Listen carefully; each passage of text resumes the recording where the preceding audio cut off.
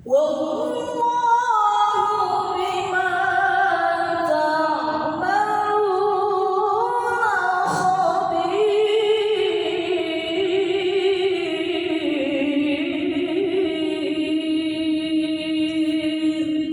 Shadaqallahul azim. Allahumma sholli wa sallim wa zid wa barik ala rasulillah wa alihil athhar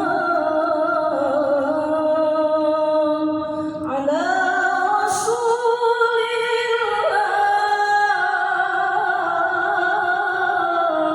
wa ashabihil ahya.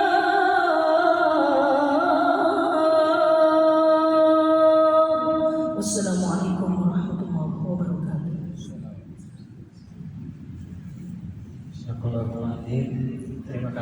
Terima kasih Ustazah Ratna Suminah sudah membacakan ayat suci Al-Quran. Selanjutnya sebelum ke acara kajian tematik, kita akan sambutan dulu sekaligus membuka acara oleh DKM Masjid Raya Jabar, Ketua MUI Gede Bage sekaligus mewakili Kesra Provinsi Jawa Barat oleh Ustaz Yadri. Silakan. Bismillahirrahmanirrahim. Assalamualaikum warahmatullahi wabarakatuh. Hamdan wa syukrulillah, salatan wa salaman daiman ala rasulillah Sayyidina Muhammadin bin Abdillah wa ala alihi wa sahbihi wa man tabi'ahum bi ihsanin ila yaumil qiyamah. Asyhadu an la ilaha illallah wa la syarika lah, asyhadu anna Muhammadan abduhu wa rasuluhu la nabiyya ba'dah. Allahumma sholli ala sayyidina Mustafa wa ala alihi wa sahbihi ahli sidqi wal wafa. Qala Allah ta'ala fi kitabil karim mustaqbil qailin a'udzu billahi minasy syaithanir rajim. Bismillahirrahmanirrahim. Yarfa'illahu allazina amanu minkum wal ladzina utul ilma darajat. Wa qala Nabi sallallahu alaihi wasallam, man kharaja fi talabil ilmi fa huwa fi sabilillah hatta yarji'a. Al-ayah al-hadis sadaqallahu al-adim wa sadaqa rasulul karim wa nahnu ala zalika minas syahidin wasyakirin walhamdulillahi rabbil alamin. Puji dan syukur selayak dan sepantasnya kita panjatkan kepada Allah yang Maha Ghafur atas segala karunia nikmat yang hari ini kita di tempat yang mulia berkumpul dengan orang yang mulia, dan insya Allah kelak kita dimuliakan oleh Allah Subhanahu wa taala melalui ibadah saum. Semoga segala niat, maksud dan hajat kita di hari ini, di awal ketika kita ingin menambah ilmu kita, tentunya semoga ini menjadi bagian amal soleh di hadapan Allah Subhanahu wa taala. Salawat dengan salam senantiasa selalu tercurah limpahkan kepada panutan alam Habibana wa Nabiyana wa Maulana Muhammad sallallahu alaihi wasallam, kepada keluarga, sahabatnya, para tabi'in, para tabi'at, insyaallah kepada kita semuanya yang senantiasa mencintai dan mengamalkan di antara sunnah-sunnahnya. Amin. Ya Allah, ya Allah, ya Rabbal Alamin. Rekan-rekan kami yang di tim khusus MUI Gede Bage, juga dari Biro Kesra, dan alhamdulillah telah hadir di tengah kita juga ulama juara, yaitu Ustadz Ikin Sodikin, ulama ahli fikih yang dari Purwakarta. Alhamdulillah hari ini akan mengangkat tema belajar fikih Ramadan melalui ulama juara Provinsi Jawa Barat.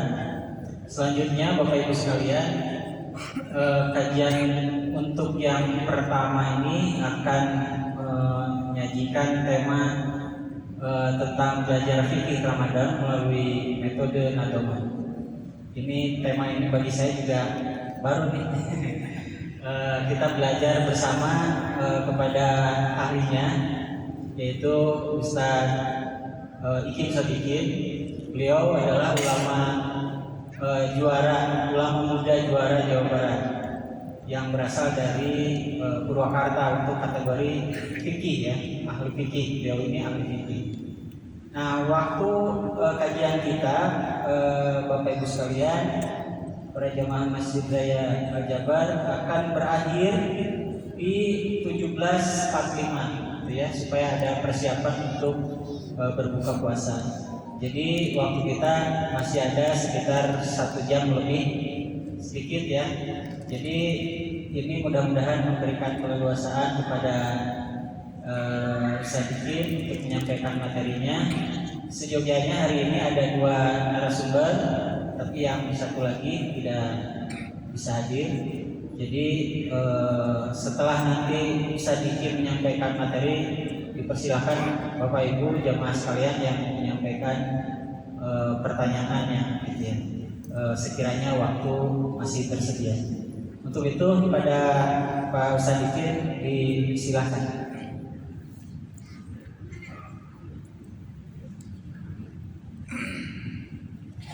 Assalamualaikum warahmatullahi wabarakatuh. Alhamdulillahi rabbil alamin wal 'aqibatu lil muttaqin wala 'udwana illa 'alal zalimin. Wassalatu wassalamu ala sayyidina Muhammadin sayyidil mursalin wa ala alihi wa sahbihi ajma'in. Amma ba'd. Fa ya rabbi ishrah li sadri wa yassir li amri wahlul 'uqdatam min lisani yafqahu qawli. Qala Allah ta'ala fi kitabihil karim, a'udzu billahi minasy syaithanir rajim. Bismillahirrahmanirrahim. Ya ayyuhalladzina amanu kutiba 'alaikumus syiyamu kama kutiba 'alal ladzina min qablikum la'allakum tattaqun. Wa qala aidan syahrul ramadhan alladzi unzila fihi al-Qur'an hudan lin-nasi wa bayyinatin minal huda wal furqan. Wa qala an-nabiy sallallahu alaihi wa alihi wa sallam idza jaa ramadan futihat abwabul jannah wa ghulqat abwabun nar wa sufidat asyayatin. Hadirin jamaah Masjid Raya Al Jabar rahimakumullah. Alhamdulillah, puji beserta syukur marilah kita panjatkan kepada Allah Rabbul Ghafur. Salawat beserta salam semoga selalu tercurah limpah ke baginda alam habibana wa nabiyana wa maulana Muhammad sallallahu alaihi wasallam, juga kepada keluarga, sahabat tabi'in, asbab tabi'in, dan mudah-mudahan kepada kita selaku umatnya ila yaumiddin. Amin ya Allah ya rabbal alamin. Hadirin rahimakumullah, alhamdulillah, pertama-tama saya mengucapkan terima kasih kepada pihak Kesra yang telah memberikan waktu kepada saya mengundang untuk hadir di sini, dan alhamdulillah pada waktunya Allah memberikan kelancaran sehingga saya bisa berada di sini bertemu ibu bapak semuanya dalam keadaan sehat walafiat, dalam keadaan berpuasa, dalam keadaan thalabul ilmi, dalam keadaan berada di tempat yang mulia. Moga Allah Subhanahu wa taala semoga ini menjadi pertanda nanti kita dikumpulkan oleh Allah di akhirat kelak di tempat yang mulia Moga Allah, yaitu surganya Allah. Amin ya Allah ya rabbal alamin. Juga saya mengucapkan terima kasih kepada segenap pengurus Masjid Raya Al Jabar, terkhusus Ketua DKM. Terima kasih Pak Kiai telah memberikan waktu dan tempat untuk saya untuk berbicara. Jamaah rahimakumullah, sebagaimana tema yang telah diberikan oleh tim Kesra, bahwasanya tema kita pada kajian sore hari ini adalah tentang fikih Ramadan, namun disampaikan dengan metode nazuman. Ini cukup unik, namun ini sudah bukan barang baru, karena memang ulama kita terdahulu khususnya ini sudah biasa mengajarkan ajaran-ajaran Islam, baik itu ilmu fikih, tauhid, hadis sekalipun, itu dengan pendekatan metode nazuman atau buku jian. Sehingga sebagiannya kita mungkin nanti bernostalgia bagi dulu ketika waktu anak-anak di masjid-masjid atau di madrasah-madrasah sering nazoman, itu kita bernostalgia bersama-sama.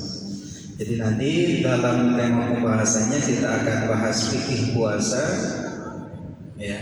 Dilanjut dengan metodenya adalah materinya melalui nazoman. Baik Bapak Ibu semuanya, sebelum kita bahas tentang puasanya, kita bahas dulu tentang keistimewaan bulan Ramadan. Ya. Dulu sejak 2 bulan sebelumnya, ketika masuk bulan Rajab, kita selalu berdoa kepada Allah Subhanahu wa Ta'ala dengan doa yang diajarkan Nabi. Doanya adalah Allahumma barik lana fi Rajab wa Sya'bana wa balighna Ramadan. Allahumma barik lana fi Rajab wa Sya'bana wa balighna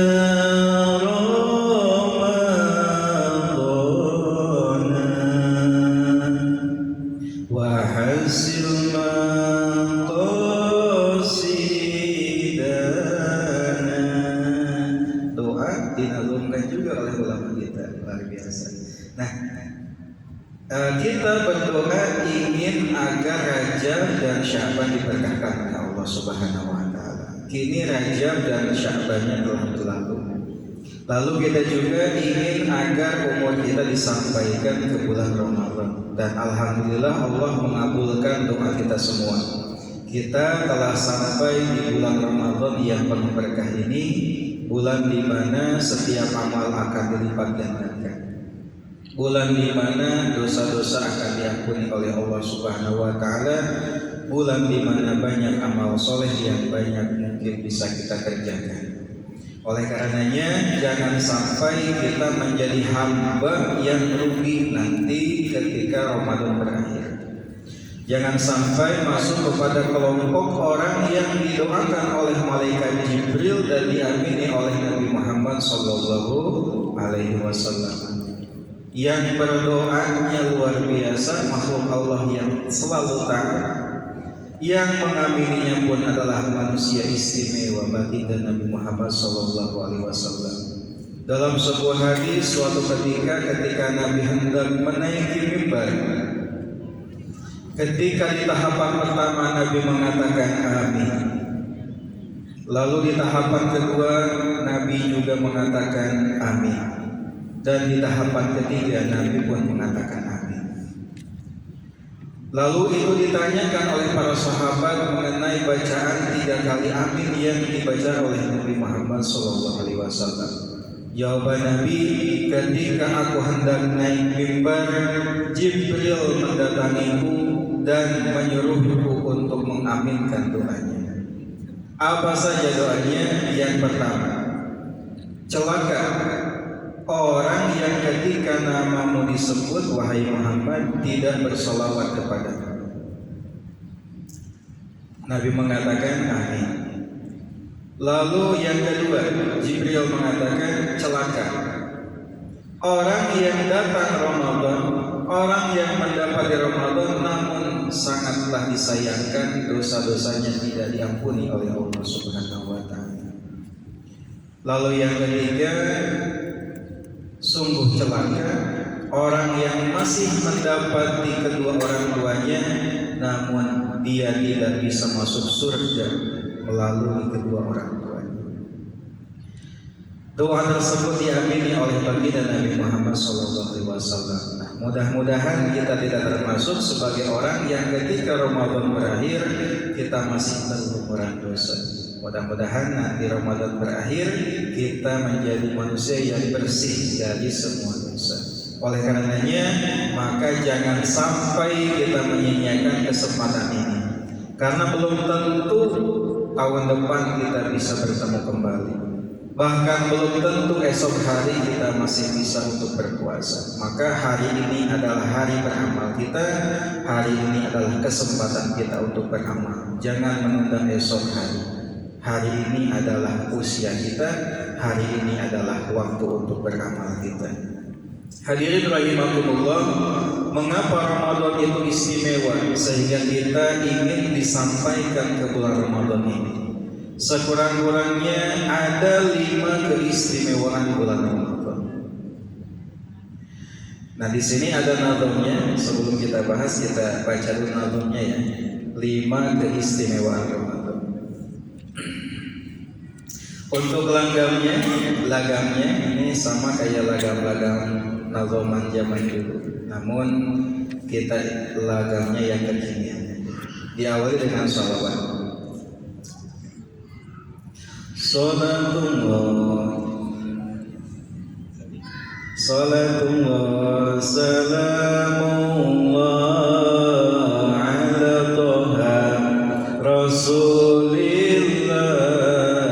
Salatullah salamullah ala yasin habibillah. Istimewanya Ramadan, bulan lain dibedakan 5 jadi unggulan. Sekarang kita sebutkan. Pertama, wajib puasa, banyak keutamaannya.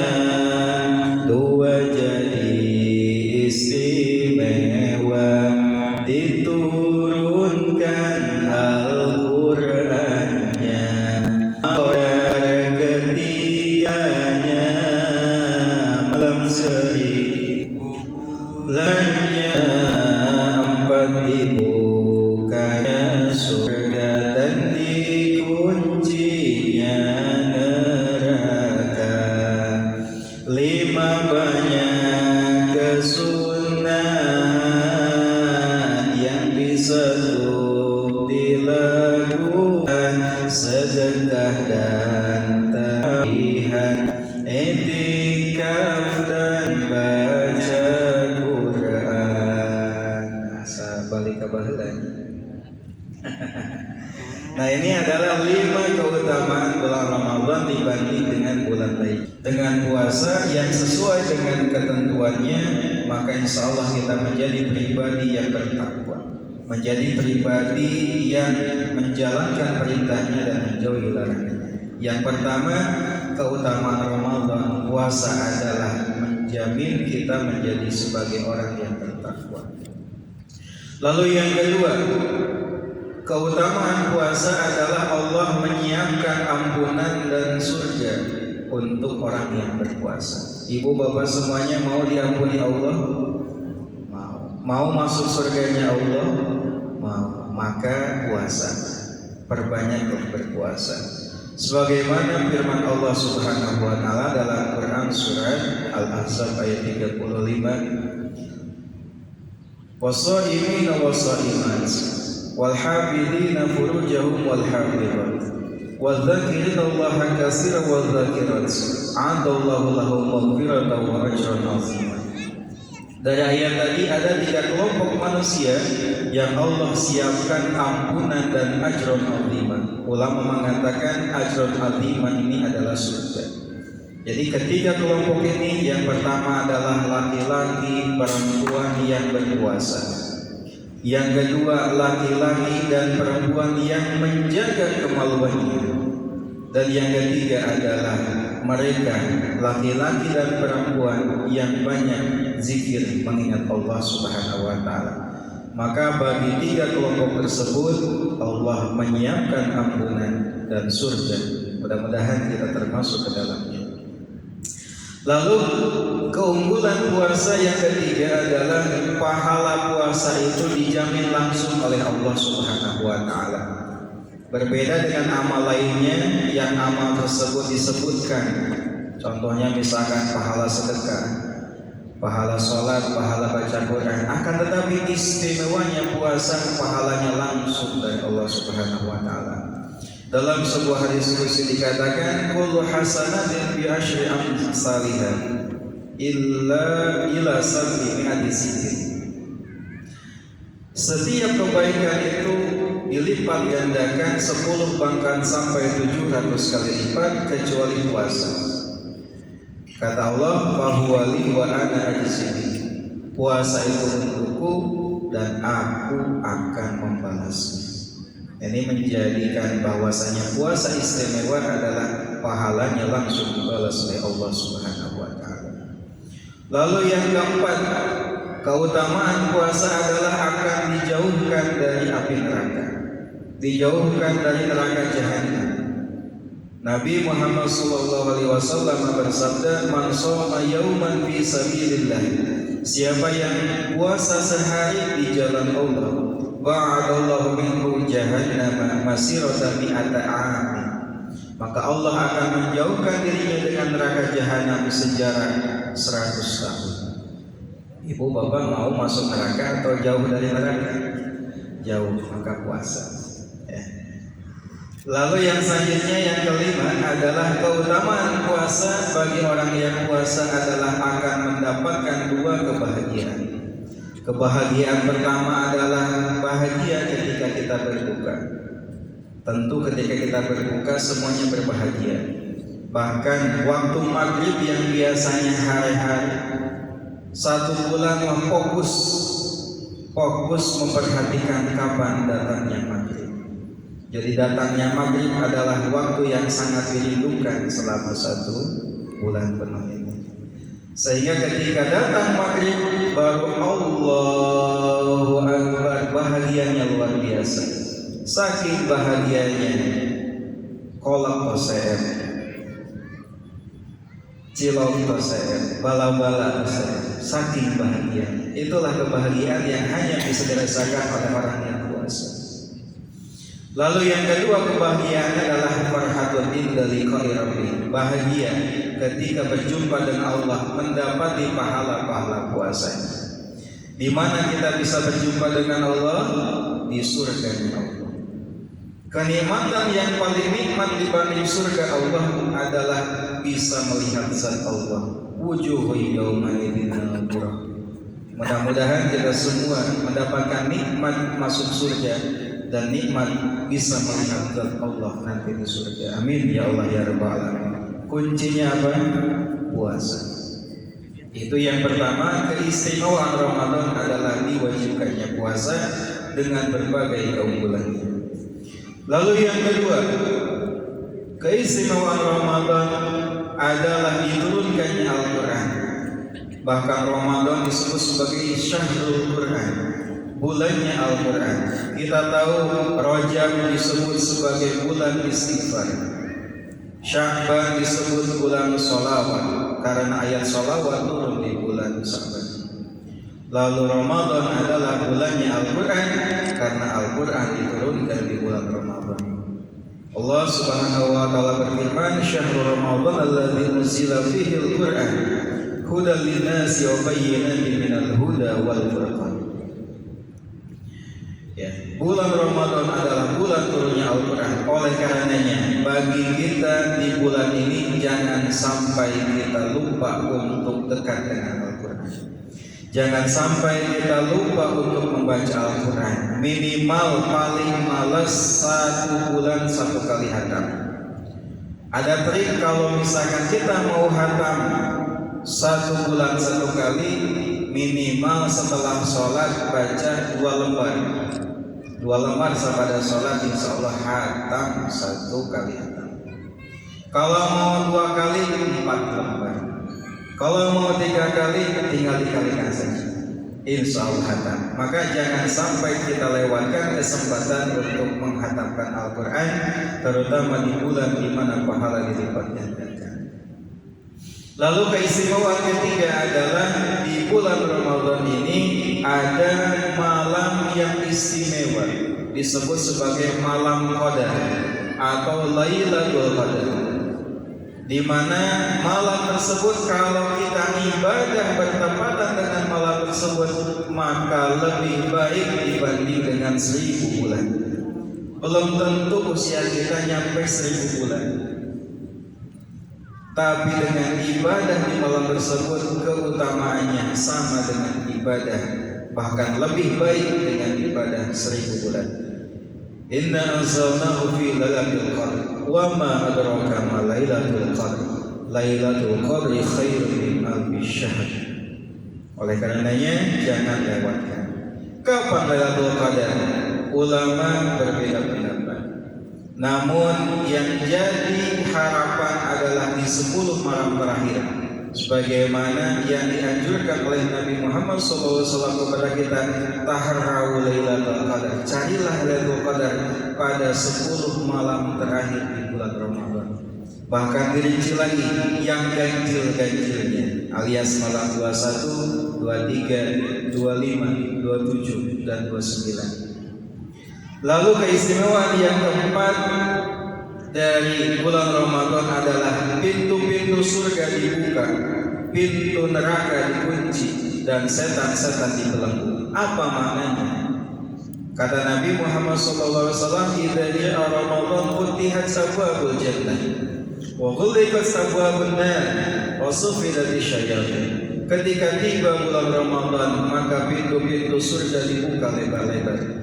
Ada ulama yang memaknai secara hakikat bahwasanya memang pintu surga dibuka, sehingga peluang kita untuk masuk surga ini banyak dengan amalan yang berlimpah-limpah keberkahan.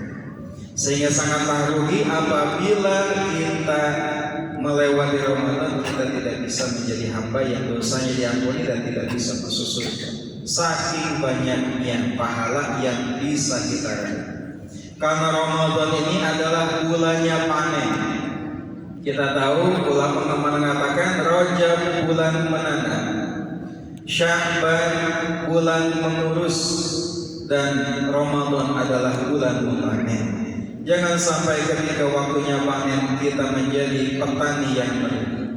Siapakah petani yang merugi itu? Ketika panen isi dari padinya kosong kelompok, karena puasanya sia-sia, ibadahnya sia-sia, atau waktu yang diberikan malah digunakan untuk hal yang sia-sia. Ramadan adalah waktunya panen. Jangan sampai nanti kita merugi, tidak bisa mendapatkan ampunan saking malasnya kita dalam memanfaatkan Ramadan ini. Ada juga yang memaknai dengan pintu surga terbuka ini adalah banyaknya kebaikan sehingga mudah bagi kita untuk masuk ke dalam surga. Lalu pintu neraka dikunci, artinya neraka itu maksudnya adalah ampunan itu sangat banyak. Kasratul ghufran, banyaknya ampunan dan banyaknya hampura atas dosa-dosa. Apakah surga dan neraka sudah ada? Sudah ada. Kita tahu pada malam Isra dan Mi'raj dalam kisahnya Nabi diperlihatkan surga dan neraka. Tahu gak ibu-ibu siapa penghuni surga paling banyak? Orang miskin. Kalau ibu mau masuk surga, jadilah orang miskin. Tapi miskin yang mana dulu? Ya. Lalu yang kedua, Nabi juga diperlihatkan neraka. Kata Nabi, yang paling banyak masuk neraka adalah ibu-ibu. Nah ibu-ibu, karena ibu-ibu suka kufur nikmat terhadap pemberian dari suami. Ngomong kata tanggana, aing mah hirup mang tahun-tahun jeung si eta. Teu pisan-pisan menang kabagian, teu ciga batur jalan-jalan tiap bulan aya di imah deui. Ari budak geus dalapan teu bahagia kumaha. Ngaku teu bahagia ari budak geus dalapan ibu-ibu. Tah nu kitu kufur nikmat kasalah. Matakan pantes awewe panglobana penghuni awewe mana sanes di dieu. Mudah-mudahan sadaya ahli surga, amin. Lalu setan-setan dibelenggu. Yang jadi pertanyaan, kenapa setan dibelenggu tapi kita masih maksiat? Karena potensi maksiat itu bukan hanya dari setan. Karena tugas setan itu hanya membisikkan saja. yuwaswisu fi sudurin nas minal jinnati wan nas. Setan cuma ngasih saran, Pak, ayo gini, jangan itu saja. Lalu yang menjalankan ya kita, dengan nafsu kita ikut anjuran dari setan. Sehingga kalau kita masih berani maksiat padahal setannya sudah dibelenggu, betapa besar syahwat kita sehingga kita tidak bisa mengendalikannya. Ya, luar biasa. Bulan yang luar biasa. Lalu yang kelima, banyaknya amalan sunnah yang bisa kita tunaikan di bulan ini. Di antaranya ada sedekah, tarawih, i'tikaf dan membaca Quran. Baik, kita lanjut kepada pembahasan tentang puasa. Di sini ada bagan atau skema tentang puasa. Jadi secara fikih puasa itu dianggap sah apabila memenuhi ketentuannya.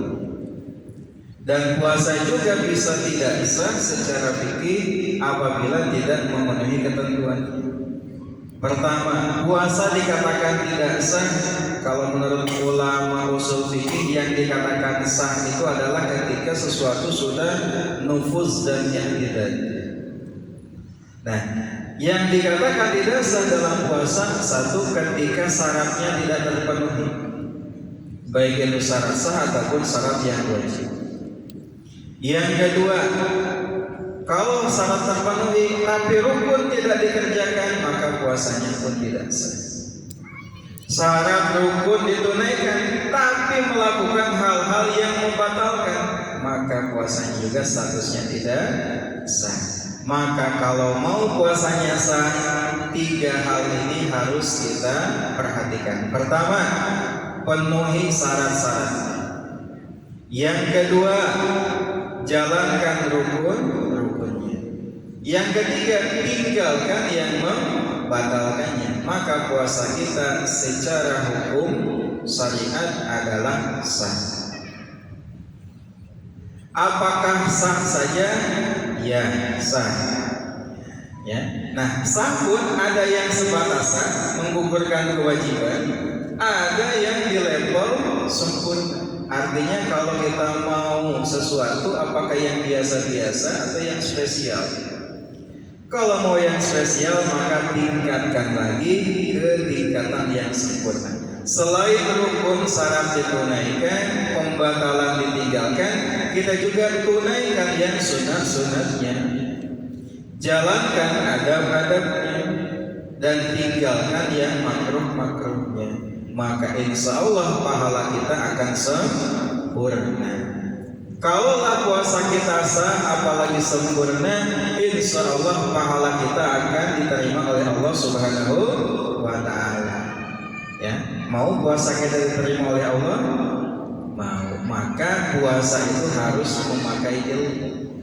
Karena setiap amal tanpa ilmu, amalnya tertolak. Itu Ruslan dalam kitab Subhatnya bernazam, wa kullu man bi ghairi ilmin ya'malu amaluhu mardudatun la tuqbalu sakur jalman ibadah demake ilmu ibadah ditolak parantos tangtu ditolak. Minimal lamun hayang diterima saheula lamun hayang diterima. Jadi lamun ibadah tos teu sah nek kumaha diterima ka Allah. Anu sah wae ge can tangtu, komo anu teu sah.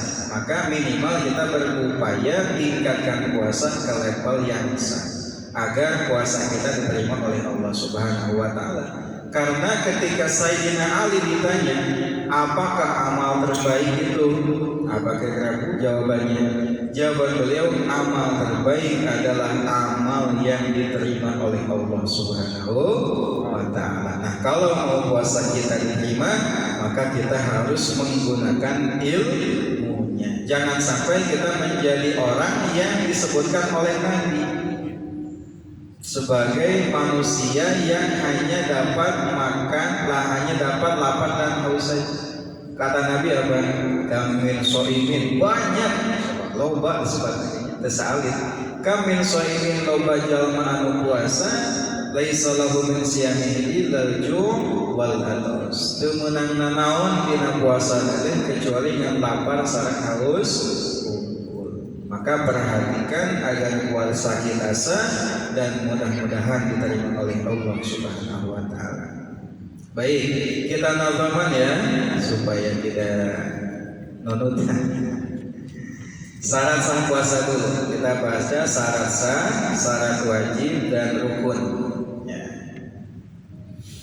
Syarat-syarat sah puasa ada 4 semuanya. Islam syarat yang pertama berakal, syarat kedua, lalu syarat yang ketiga bersih dari haid nifasnya, lalu syarat keempatnya waktu yang boleh puasa. Syarat wajib. Syarat wajibnya puasa ada 5 semuanya.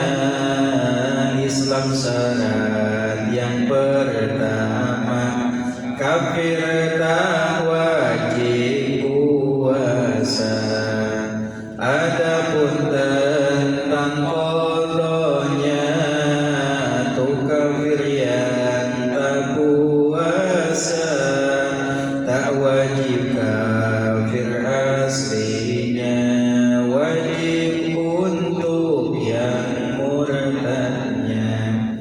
Adapun syarat kedua balik akil yang puasa, lalu syarat ketiganya kuat jalankan puasa. Syarat wajib keempatnya sehat secara fisiknya hingga tak wajib puasa untuk yang sakit parahnya. Lalu syarat yang kelima harus menetap orangnya hingga tak wajib puasa untuk yang lakukan safarnya. Rukun puasa. Rukunnya puasa 2. Niat rukun yang pertama di malam hari waktunya wajib ta'yin Ramadannya, juga wajib untuk niatnya untuk setiap harinya. Jika lupa tak niatnya maka tak sah puasanya. Lalu rukun yang kedua tinggalkan yang batalkannya sengaja bukan dipaksa dan bukan jahil mazurnya. Baik, syarat ada 2. 1 syarat sah artinya kalau syarat ini terpenuhi maka puasanya sah. Baik, lalu yang kedua ada syarat wajib artinya kalau syarat ini terpenuhi maka wajib puasa bagi dia.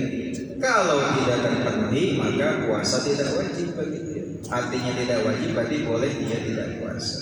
Bahkan ada yang sampai haram berpuasa.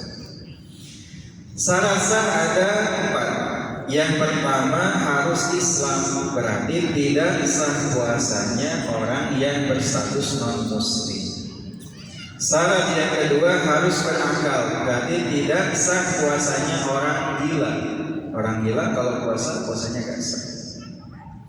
Lalu yang ketiga adalah bersih dari haid dan nifas, sehingga perempuan yang sedang haid dan nifas itu tidak sah puasa. Bahkan tidak hanya tidak sah, kalau saja dia niat puasa maka haram puasa. Tidak sah dan tidak wajib, bahkan haram. Lalu yang keempat adalah waktunya boleh untuk puasa. Semua waktu boleh untuk kita puasai kecuali 5. Jadi ada 5 waktu yang haram untuk puasa. Yang pertama adalah hari raya Idul Fitri. Rajin-rajinnya hari pas lebaran mawayah ngiringan buka, ngiringan ngupat, ngiringan opor. Rajin-rajin. Idul Fitri haram puasa. Yang kedua Idul Adha haram puasa.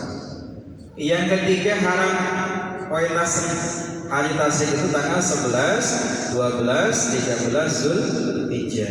Yang keempat adalah separuh kedua bulan Sya'ban, alias dari tanggal 16, 17 sampai terakhir. Yang kelima adalah hari Syak, hari ragu-ragu.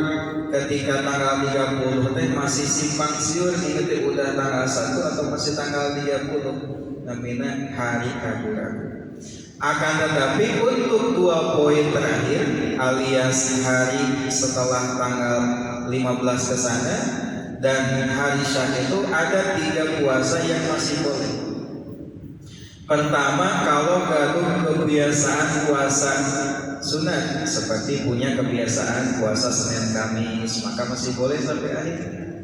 Hari kebiasa mah ujung-ujung pas tanggal 16 gaduh kahayang puasa Senin Kamis ai kamari ka mana wae. Yang kedua puasa qadha. Ya. Puasa wajib itu boleh. Gaduh qadhaan, bahkan kalau tidak segera melintas Ramadan berikutnya, maka selain wajib qadha dia wajib bayar fidyah 1 hari 1 sebagai bentuk hukuman. Lalu yang ketiga adalah kalau disambung dengan separuh pertama. Contoh dia puasa tanggal 14, 15 puasa, maka masih boleh tanggal 16, 17, 18 sampai akhir puasa. Tapi kalau batal sekali, misalkan 16, 17, 18, 19 batal, 20 dia tidak boleh melanjutkan puasa. Nah, itu untuk hari-hari yang bisa dilakukan puasa dan yang tidak. Sekarang syarat wajib. Artinya kalau syarat wajib, ketika memenuhi syarat ini maka dia wajib puasa. Kalau tidak maka tidak wajib. Yang pertama adalah Islam. Berarti tidak wajib non muslim puasa. Non muslim tidak diwajibkan untuk puasa. Hanya saja untuk permasalahan qadha ya, ada perbedaan. Kalau non muslimnya non muslim sejak korok alias dari sononya memang sudah non muslim, ketika masuk Islam dia tidak wajib untuk puasa. Sholat tidak, puasa tidak. Kalau non muslimnya adalah murtad, artinya dia dulunya muslim lalu murtad selama 10 tahun. Ketika balik lagi ke Islam, maka yang 10 tahun wajib dia qadha. Takbirun sebagai pemberat kepada dia, wajib diqadha. Lalu syarat wajib yang kedua adalah harus balik dan berakal. Berarti anak kecil tidak wajib puasa. Orang gila yang tidak berakal tidak wajib puasa. Syarat yang ketiga adalah kuat untuk menjalankan puasa.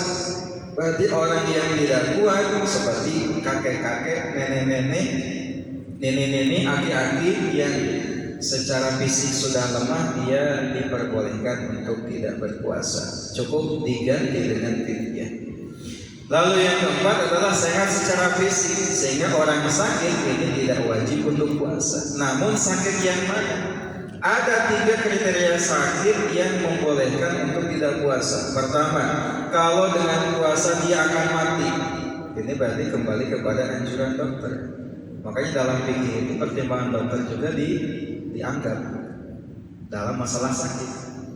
Sakit yang kalau dia puasa akan mati. Pak, awas jangan puasa. Kalau bapak puasa nanti mati ya. Lalu yang kedua, sakitnya adalah kalau puasa akan lama sembuhnya. Pak, awas jangan puasa. Kalau puasa nanti sembuhnya akan lama, bertahun-tahun. Yang ketiga, akan nambah penyakit, akan tambah parah kalau puasa, maka dia tidak wajib untuk puasa, boleh untuk tidak puasa. Nah, itu adalah syarat dari sakit. Berarti kalau sakit gigi, rieu, nyeri socan, ya, eta mah wajib, ya, wajib. Komomorian tetap wajib. Lalu yang terakhir, yang kelima adalah harus menetap, artinya mungkin, bukan orang yang sedang safar. Berarti kalau orang yang safar ini tidak wajib puasa, ya boleh untuk tidak puasa dengan niat tarafus, mengambil rukhsah yang diberikan oleh Allah Subhanahu wa taala. Boleh tidak puasa. Hanya saja syaratnya safarnya harus dilakukan sebelum waktu subuh. Lamun santo subuh mau masjid Abdi tadi datang di Purwakarta jam 12, tapi kada jam 3 terkini batal. Kata Abdi jarang lagi tetap di Purwakarta Bandung atau tepi kecilnya kayak Jakarta. Jadi daya jarang anu kenging ya, kenging rusuh. Lalu rukun puasa. Tadi kan kalau puasa kita mau sah, satu apa Bu? Penuhi syarat. Yang kedua rukunnya. Sekarang rukun puasa ada dua.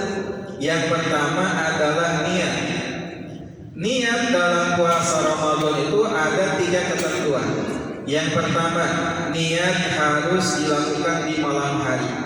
Disebut sebagai tabyidun niat. Kata Nabi, man lam yubayyin siyam fala siyama lahu. Siapa yang tidak tabyid puasa, maka tidak ada puasa. Ini menjadi dalil bahwasanya puasa wajib niatnya harus dilakukan di malam hari. Kapan waktunya malam? Dari mulai maghrib sampai subuh. Artinya ibu boleh niat pas buka hari takeneh langsung niat puasa kakek ini biasa. Allahumma laka sumtu atau dhahabal wama atau serapet nawaitu sama bodin. Kakek enjing mana biasa. Ya, tos buka langsung niat deui biasa. Atau tos taraweh pilih hilal. Yang kedua, wajib takyid. Takyid itu yang menentukan nama puasa wajib. Kalau Ramadan sebutin Ramadannya, saya niat puasa Ramadan. Tidak sebut wajib juga gak usah. Yang penting menyebutkan nama puasa Ramadan.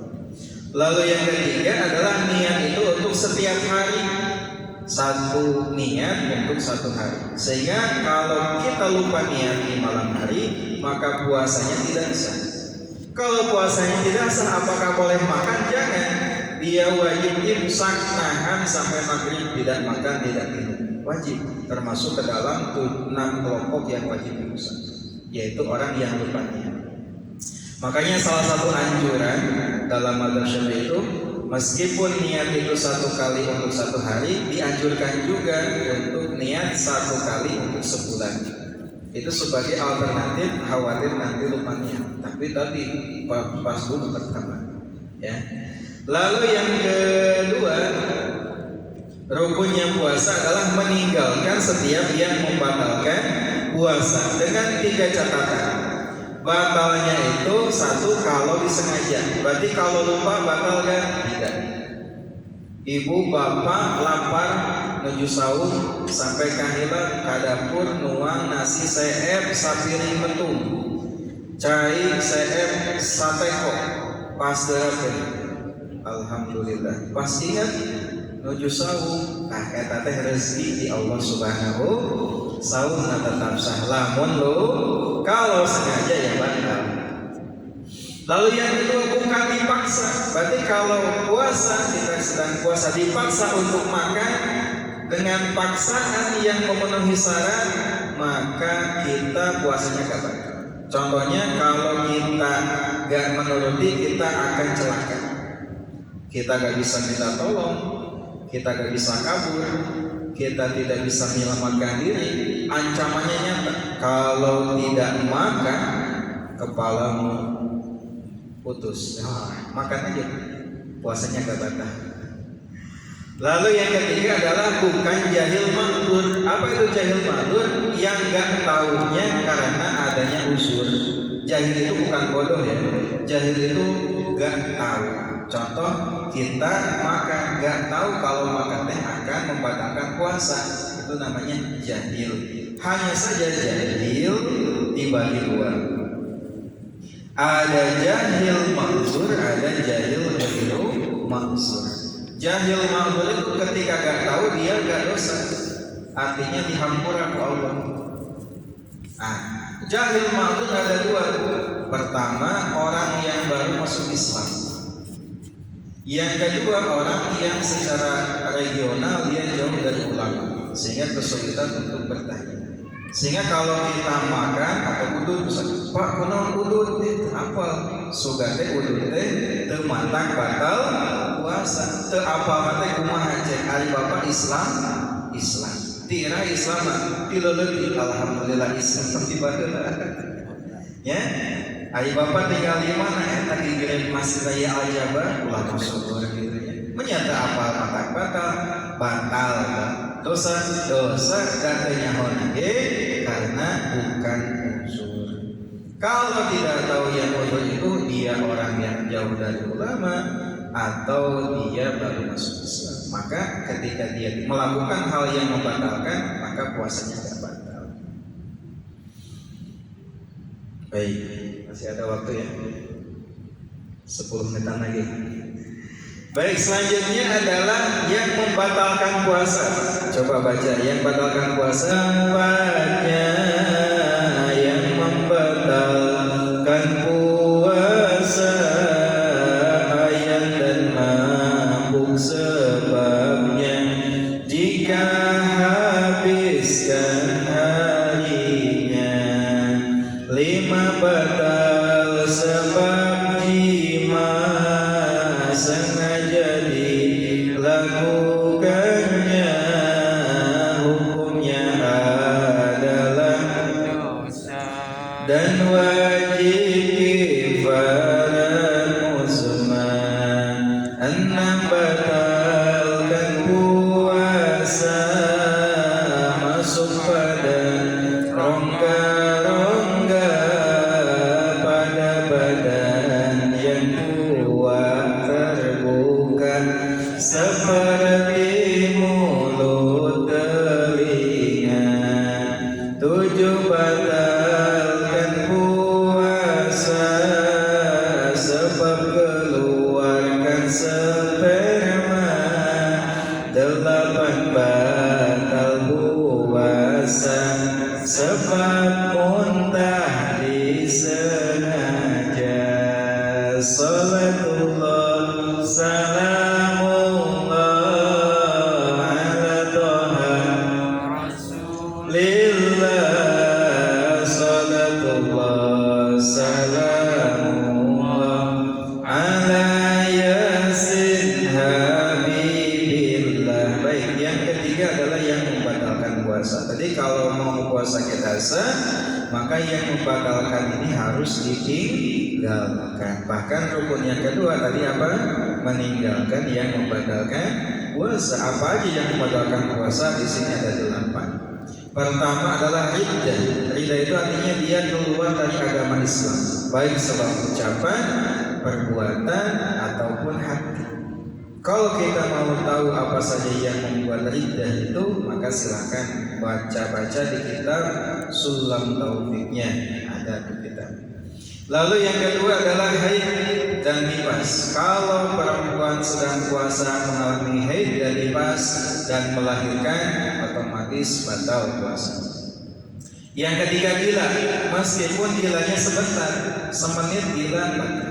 Kata ibu-ibu di cengiran, bu kunaon kunaon sih ibu di cengiran sekarang. Pas menit berlalu, kunaon eta si ibu eta teh boga riwayat penyakit gila. Maka puasanya batal meskipun gilanya semenit sebentar. Lalu yang ketiga, yang keempat adalah ayan dan mabuk. Ayan mabuk itu batal kalau seharian penuh di sahur sampai ke maghrib gegerepekan epilepsi. Epilepsi itu ayan sakalor lamun cek bahasa Spanyol. Sakalor. Atau mabuk liar di subuh sahur teh ada harganya bae liar nepi ka maghrib teh eling-eling, maka puasa batal.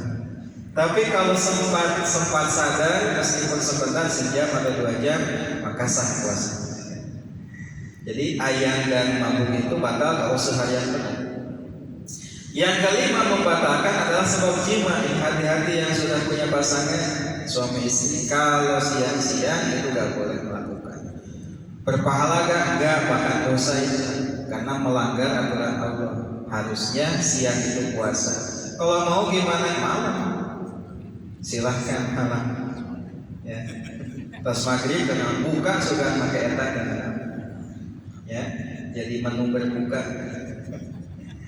Kalau dilakukan dosa, selain dosa pahala puasanya batal, berarti wajib qadha. Selain wajib qadha, dia juga wajib kifarat uzma. Kifarat yang besar. Apa kifaratnya? 1, memerdekakan hamba sahaya. Kalau gak ada, maka puasa 2 bulan berturut-turut. Maksud 2 bulan berturut-turut itu kalau batal 1 kali, ulangi lagi dari 0. Jika tukang pom bensin dari 0 ya dari 0. Atau jika minum obat plain, batal sekali ulangi di awal. Itulah puasa orang yang kifarat uzma. 2 bulan. Itu 2 bulan itu apakah sekali atau 2 sekali? Jadi kalau sehari ngalakukan puasa 2 malam isukan teh gitu deui, ya 2 tambah deui. Double 4 bulan terus. Bagaimana kalau nggak bisa? Maka diganti dengan fidyah masing-masing 1 mud untuk 60 fakir miskin. Lalu yang selanjutnya batal puasa karena masuk pada rongga-rongga yang ada pada badan dan itu terbuka. Rongga yang ada pada badan dan membatalkan itu ada 7. Pertama adalah hidung. Hidung ada berapa lubangnya? Sugan hiji ibu. Ayat 2. Ada 2. Mulut ada berapa lubangnya? 1, 2. Telinga 2. Lalu di bawah lagi ada 2. Nah itu kalau masuk lewat itu membatalkan. Ya, kan ada khilaf antara ulama masalah mata. Kalau mata itu kemasukan masuk ke mata batal kan? Apa masuk ke telinga batal kan? Ya, Al Imam Al Ghazali mengatakan kalau masuk mata itu membatalkan. Dan itu setelahnya diteliti oleh kedokteran ternyata iya, mata itu ada saluran yang tembus ke tenggorokan. Buktina kumaha lamun ya teh lamun dipeureuh ya, lamun dipeureuh teh sok karasa kecil pahit. Karena khilaf maka ada yang mengatakan enggak batal lah kalau lewat mata. Ya seperti itu. Lalu yang selanjutnya adalah yang membatalkan adalah keluar sperma, mengeluarkan sperma alias onani atau masturbasi. Kalau bahasa fikihnya istimna, baik itu dengan tangan sendiri atau tangan istri. Kalau tangan sendiri maharam, lamun ku pamajikan mahalal baikkan lamun terpuasa temenan. Ya, batal puasanya, batal puasa. Kalau keluar sebab mimpi gimana? Kan kalau mimpi. Kalau membayangin juga ngabayang ngalamu sampai keluar gak batal. Ya. Lalu yang ke-8 adalah muntah dengan sengaja dicolokkan ya. Atau ayah bangkai aja ayah buah batal. Kalau gak sengaja muntah, contohnya ayah mabuk di dalam kendaraan. Ya, asal tidak ada lagi yang balik ke dalam itu sah puasa. Nah itu puasanya sah, cukup asal sah itu satu tadi apa? Penuhi syarat-syaratnya, apalagi Bu? Tunaikan rukunnya, lalu tinggalkan yang membatalkannya. Lalu yang selanjutnya adalah tahapan yang sempurna. Selain asal cukup, maka kalau mau sempurna tingkatkan dengan tunaikan sunatnya, adabnya, dan tinggalkan yang makruhnya. Karena waktunya sebentar, kita baca anadurnya saja tanpa dijelaskan. Pertama sunat-sunatnya dulu, atau batalkan pahala puasa paling atas. Jadi batalkan pahala puasa itu disebut sebagai al-muhbitat. Karena kata Nabi khamsun yuftirna shaim. Ada 5 hal yang membatalkan orang yang puasa. Maksudnya adalah pahalanya. Puasa si puasa tapi pahalanya kosong. Hal yang batalkan puasa dibagi dua jenisnya.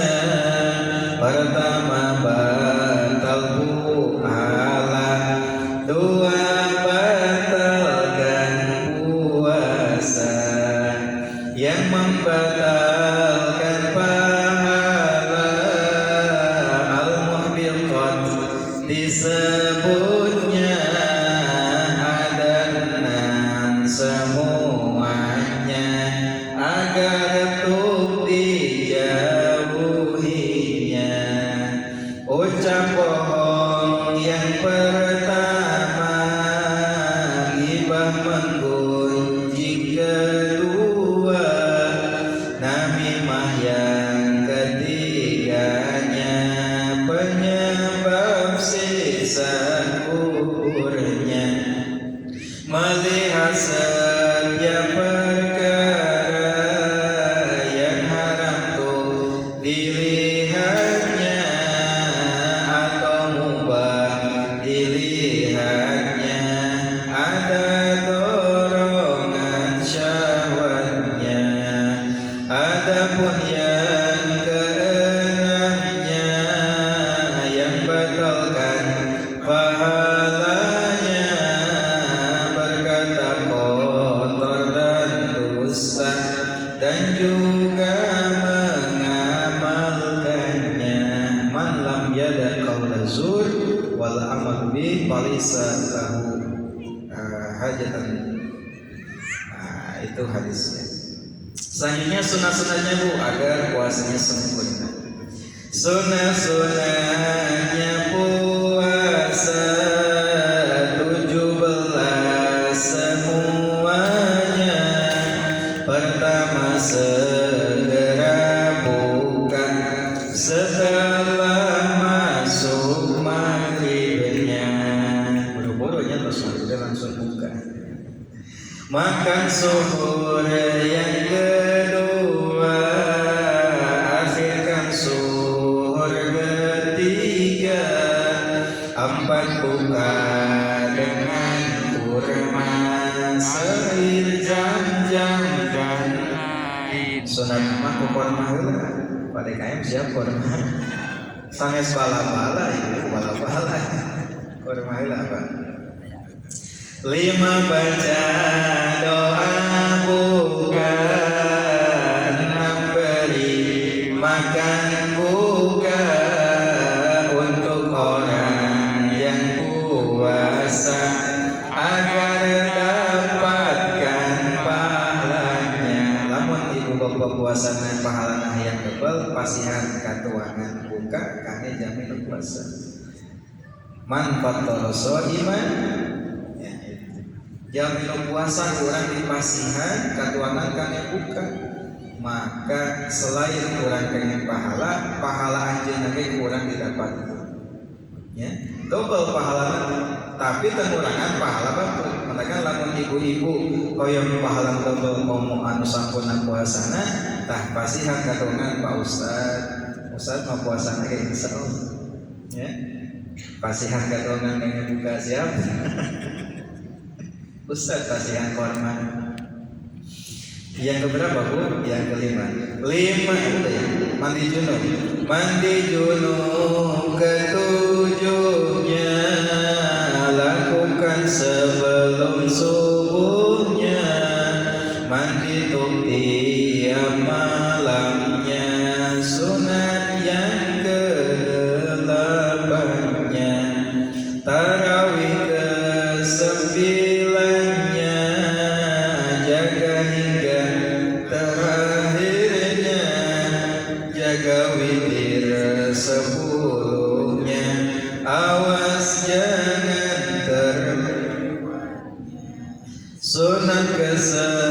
sunat yang ke-11-nya, perbanyak baca Qur'annya. Lalu ke-12-nya, perbanyak amal sunatnya. 13 melakukan amal soleh dibanyakan 14 perhatikan malam qadar tak lewatkan makanan halal berbuka sunat kali 15-nya bahaya makanan haramnya terhalang ijabah sunat ke-16-nya bahagiakan keluarga lalu ke-17-nya tinggalkan yang sia-sia yang makruh 8 yang dimakruhkan yang puasa melakukan mengunyah cicip makanan bekam muntahkan minuman meskipun cicip makanan itu kalau tidak ada hajat namun ayat perlu jika ibu-ibu masak di dapur disipang sedai biasa tapi mencicipi malah yang ditolak biasa itu makruh soalnya lamun si bapak nyobaan ketuanya ada mau makruh dada ayah butuh lalu muntahkan minuman di sini artinya muntahkan minum buka jadi pas buka ini minum tong muntahkan itu keberkahan minum telek mandi dengan tenggelamkan seluruh anggota badan siwak gigi dilakukan ba'da zuhur hilangkan bau puasa disebut dengan khulufnya banyak makan dan tidurnya penuhi syahwat mubahnya loba sarek bermaksudnya makruh. Itu saja Bu, mungkin karena waktunya sudah habis, mudah-mudahan bermanfaat. Selanjutnya saya serahkan kepada Pak Moderator. Terima kasih. Berikan pencerahan kepada kita kaitan dengan fikih Ramadan dengan metode yang sangat menggembirakan. Bapak Ibu sekalian jemaah Masjid Raya Al-Jabar ini sengaja difotokopi bukan hanya untuk dibaca di sini materinya supaya ketika pulang ke rumah ini juga bisa dinadorkan di rumah masing-masing ya atau di masjidnya masing-masing. Waktu kita seharusnya jam 17.45 tadi kita minta dipercepat tapi ya tetap ya kita berakhir di 17.43-44 ya. Maksudnya supaya Bapak Ibu sekalian, jemaah sekalian bisa mengambil takjil di luar karena tidak boleh masuk ke masjid gitu ya. Jadi ada waktu kurang lebih sekitar 15 menit untuk mengambil takjil di luar dan kemudian nanti tidak boleh dibawa ke dalam ya maksudnya. Jadi nanti takjilnya dulu. Untuk kajian yang pertama ini mohon maaf sekali tidak ada tanya jawab dulu ya karena tadi waktunya.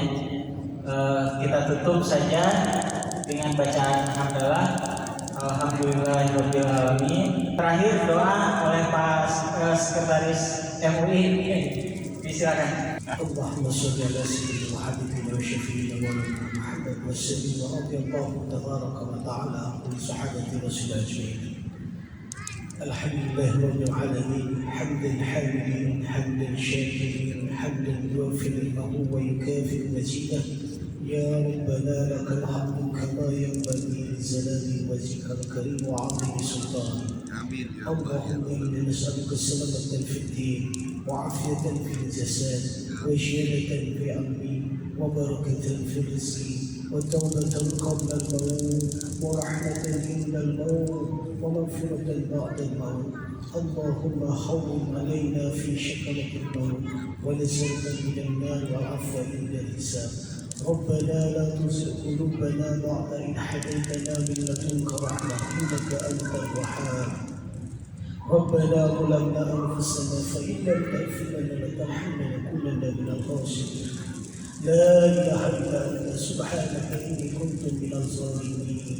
الصلاة والسلام بعدد ما في الله عليك عليك يا سيدنا يا رسول الله. اللهم أنجزنا سرا به بذنبنا. اللهم إنك عفو كريم تحب العفو فاعف عنا يا كريم.